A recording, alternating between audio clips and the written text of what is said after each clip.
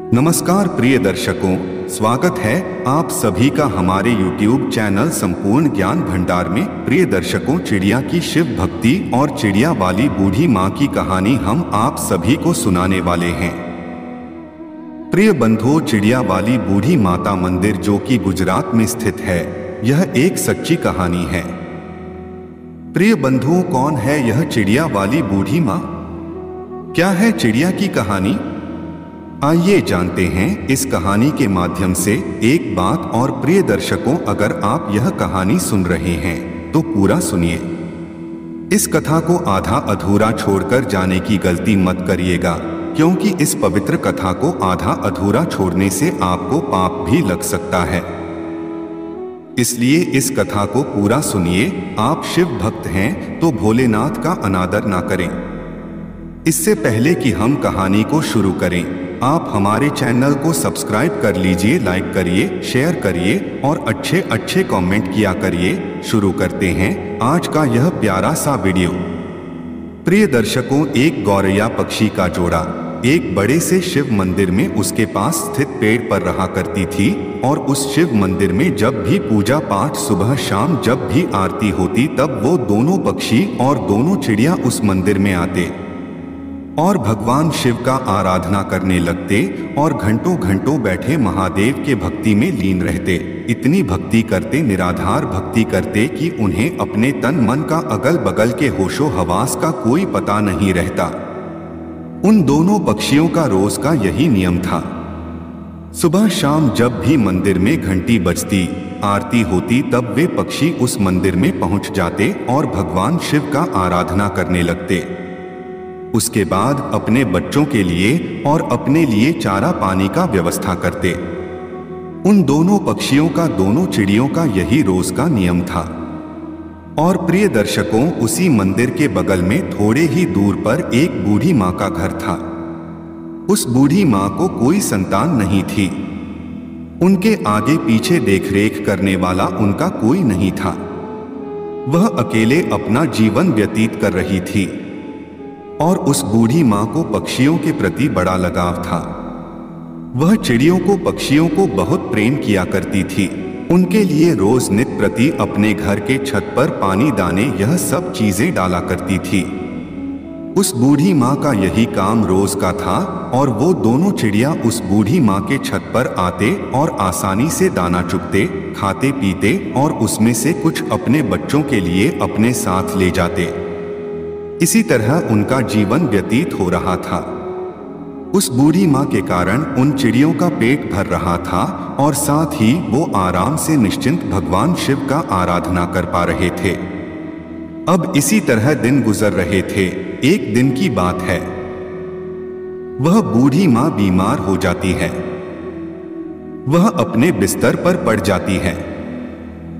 उनका बहू बेटा तो कोई था नहीं कि उनका उपचार करता, उन्हें दवाई वगैरह लाता। अब बूढ़ी माँ बिना दवा के इसी तरह बिना सेवा बिस्तर पर पड़ी रहती। अब वह अपने छत पर दाना पानी नहीं डाल पा रही थी। अब जब वह गौरैया पक्षी उस बूढ़ी माँ के छत पर दाना चुगने के लिए आते तो वहां दाना पानी नहीं देखते। तो वह सोचते हैं कि बूढ़ी माँ कहाँ चली गई, दाना पानी क्यों नहीं डाल रही हैं। इसी तरह 2 दिन बीतते हैं, 3 दिन बीतते हैं। धीरे धीरे वो बूढ़ी माँ कमजोर होने लगती है और एक दिन बिना दवाई के उनकी मौत हो जाती है।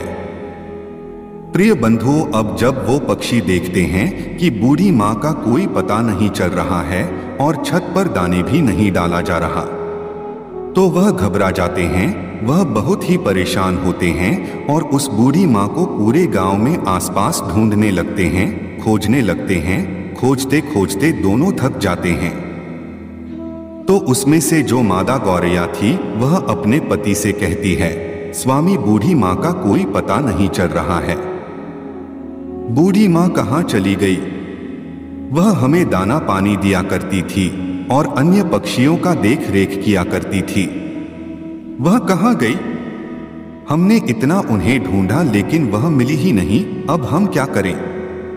उस गौरैया का पति कहता है कि प्रिय, हमने हर जगह बूढ़ी माँ का तलाश किया, बूढ़ी माँ कहीं नहीं मिली। एक जगह हमने उन्हें नहीं देखा, उनके खुद के घर में, हमें उनके खुद के घर में जाकर देखना चाहिए। शायद वह बीमार तो नहीं है। अब यह कहने के बाद वह गौरैया पक्षी बूढ़ी माँ के घर चले जाते हैं और जब अंदर जाके देखते हैं तो बूढ़ी माँ अपने बिस्तर पर लेटी हैं। उनके शरीर में कोई हलचल नहीं है, उनके चेहरे पर, उनके बदन पर मक्खियां भिनभिना रहे थे। वह पक्षी अपने पंखों के फड़फड़ाहट से उन मक्खियों को हटाते हैं, बूढ़ी माँ को जगाने की कोशिश करते हैं, लेकिन उनके शरीर में कोई हलचल नहीं थी। अब गौरैया का पति कहता है कि प्रिय बूढ़ी माँ अब इस दुनिया में नहीं रही, उनकी मृत्यु हो चुकी है। यह देखने के बाद दोनों पक्षी बहुत ही निराश, बहुत ही उदास होते हैं। उन्हें बड़ा ही दुख होता है। अब उन्हें दाना चुगने के लिए दूर दूर जाना पड़ता है। अब इसी तरह शाम हो जाती है।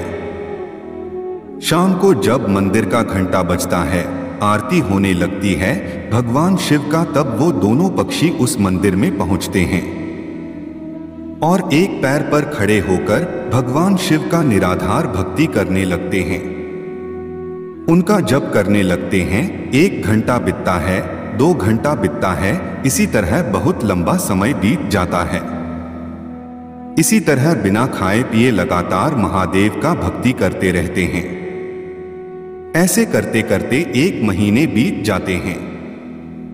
उन पक्षियों ने महादेव का भक्ति करना छोड़ा नहीं, महादेव का भक्ति करते रहें। यह चीज देखकर महादेव भोलेनाथ बड़े ही प्रसन्न होते हैं और उन पक्षियों को दर्शन देते हैं और कहते हैं, हे गौरैया, तुम्हें क्या चाहिए? तुम जो मांगोगे मैं वह दूंगा। मैं तुम्हारी भक्ति से, इस अखंड भक्ति से बड़ा ही प्रसन्न हूँ। छोटी सी जान होते हुए तुमने अपनी क्षमता से बाहर भक्ति किया है, इसलिए मैं बहुत ज्यादा प्रसन्न हूँ। तुम जो मांगो मैं तुम्हें दूंगा। तब गौरैया ने कहा, हे प्रभु, हमें कुछ नहीं चाहिए, हमें बस एक चीज चाहिए। आप हमारी उस बूढ़ी माँ को, उस पुण्य आत्मा को फिर से हमें लौटा दीजिए, उन्हें जीवित कर दीजिए, बस हमें यही चाहिए। भोलेनाथ ने कहा, हे पक्षियों, यह सृष्टि का नियम है। जो मर जाता है वह कैसे जीवित हो सकता है? मैं सृष्टि के चक्र में कैसे बाधा बन सकता हूँ? तुम और कुछ मांग लो। तब उस चिड़िया ने कहा, नहीं भोलेनाथ, हमें कुछ नहीं चाहिए, हमें बस हमारी बूढ़ी माँ चाहिए और कुछ नहीं, आप हमें वापस कर दीजिए।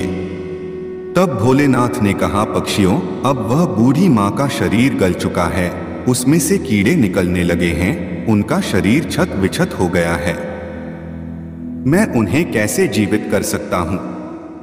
उनका शरीर ही ठीक से नहीं रहा तो उसमें प्राण कैसे फूंकूं? तब वह दोनों पक्षी, दोनों पति पत्नी हठ करने लगते हैं और कहते हैं, प्रभु, आपने हमें वचन दिया था कि तुम जो मांगोगे मैं दूंगा, तो प्रभु आप अपने वचन से पीछे हट रहे हैं। हे भोलेनाथ, आप अपने वचन से फिर नहीं सकते। तब महादेव ने कहा, हे पक्षियों, तुम्हारे हट के आगे मैं विवश हूँ और अपने वचन के आगे। अब इस प्रकार भोलेनाथ ने उस बूढ़ी माँ के क्षत विक्षत शरीर को सही किया, फिर उसमें प्राण फूंक दिए। अब इस प्रकार वह बूढ़ी माँ फिर से जीवित हो गई। अब अपने सामने भगवान भोलेनाथ को देखकर वह बूढ़ी माँ भाव विभोर हो जाती है, बड़ा ही प्रसन्न होती है। कहती है, हे प्रभु, मेरे जन्मों जन्म के दुख, जन्मों जन्म के पाप आपके दर्शन मात्र से कट गए। आपने मुझे दर्शन दिया। हे प्रभु, मैंने ऐसा क्या पुण्य किया था कि आपने मुझे जीवित कर दिया? तब भगवान शिव ने कहा, हे बूढ़ी माँ, तुम्हें मैंने तुम्हारे कारण नहीं जीवित किया है, मैंने तो तुम्हें उन दोनों पक्षियों के लिए जीवित किया है। उन दोनों पक्षियों ने मेरा निराधार भक्ति किया, दिन रात बिना अन्न पानी ग्रहण किए मेरी पूजा की, एक पैर पर खड़ा होकर मेरा आराधना किया। इसी कारण मैंने उन्हें आशीर्वाद दिया। उन्हीं की वजह से तुम आज जीवित हो, इस धरती पर हो। वह पक्षी कोई और नहीं जो तुम्हारे छत पर जो गौरैया पक्षी का जोड़ा रोज दाने चुगने आता है, उसी ने यह भक्ति की है, उसी के कारण तुम आज जीवित हो। अब उस बूढ़ी माँ ने दंडवत प्रणाम किया। और फिर भोलेनाथ वहां से अंतर्ध्यान हो गए। फिर वह बूढ़ी माँ फिर से अपने छत पर दाने डालने लगी, पानी रखने लगी, और वह पक्षी, वह गौरैया पक्षी का जोड़ा उस माँ के छत पर आते और पानी पीते, दाना चूगते। तब उस बूढ़ी माँ ने उन गौरैया पक्षी से कहा, हे पक्षियों, तुमने मुझे जीवन दान दिया है। भगवान भोलेनाथ का आराधना किया, अपने लिए ना मांग कर मेरे लिए मांगा। है पक्षियों, मैं यह चाहती हूँ तुम मेरे घर पर बसो, तुम मेरे घर पर ही वास करो और नित्य प्रति मेरी आंखों के सामने रहो। अब यह सुनने के बाद उस बूढ़ी माँ का प्रस्ताव वो दोनों पक्षी स्वीकार करते हैं और उस बूढ़ी माँ के घर आकर रहने लगते हैं। इसी प्रकार दिन बीतने लगते हैं और उस बूढ़ी माँ का चर्चा गांव गांव में फैलने लगता है, दूर दराज तक फैलने लगता है कि एक बूढ़ी माँ है जो मर कर भी जीवित हो गए और उनमें अजीब सी शक्ति आ गई है। अब इसी तरह उस बूढ़ी माँ के पास धीरे धीरे करके एक एक लोग जिनको कोई दुख रोग होता उनके पास आता और अपना कारण बताता, भगवान भोलेनाथ के नाम पर पूजा पाठ कर दिया करती। तब उन लोगों का दुख दूर हो जाया करता, धीरे धीरे लोग ठीक होने लगे। अब उस बूढ़ी माँ का ख्याति दूर दूर तक फैलने लगा और दूर दूर से लोग उस बूढ़ी माँ के पास अपना इलाज कराने, अपने तकलीफों को दूर करने के लिए आया करते। अब इसी प्रकार बहुत दिन हो जाता है और वह बूढ़ी माँ जीवित उसी स्थान पर अपने उसी घर पर समाधि ले लेती हैं।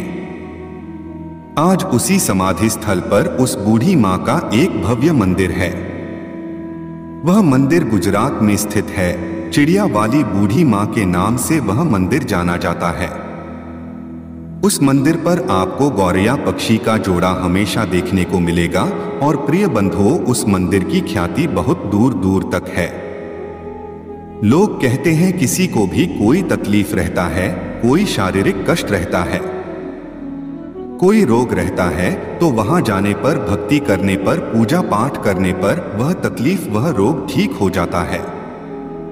प्रिय दर्शकों, एक गौरैया पक्षी ने उस बूढ़ी माँ को कैसे अपने अखंड भक्ति से जीवित कर दिया। भोलेनाथ के कृपा से वह बूढ़ी माँ जीवित हो गई। वह बूढ़ी माँ लोक कल्याण करने लगी। तो प्रिय दर्शकों, हमें इस कहानी से एक सीख मिलती है कि हमें कभी किसी दूसरे पर निर्भर नहीं रहना चाहिए। प्रिय बंधुओं, जब तक बूढ़ी माँ जीवित थी, वह दोनों पक्षी उस माँ पर आश्रित थी। उनके मरने के बाद वह पक्षी तिल मिलाने लगी कि हमें भोजन कहाँ से मिलेगा। अब इसी कारण उन्हें कष्ट होने लगा, क्योंकि उन्हें आदत नहीं था दूर दराज से भोजन खोजने का। उन्हें रखा रखाया भोजन मिल जाया करता था। इसलिए कभी भी कठिन परिस्थिति आने पर हमें अपने आप को तैयार रखना चाहिए।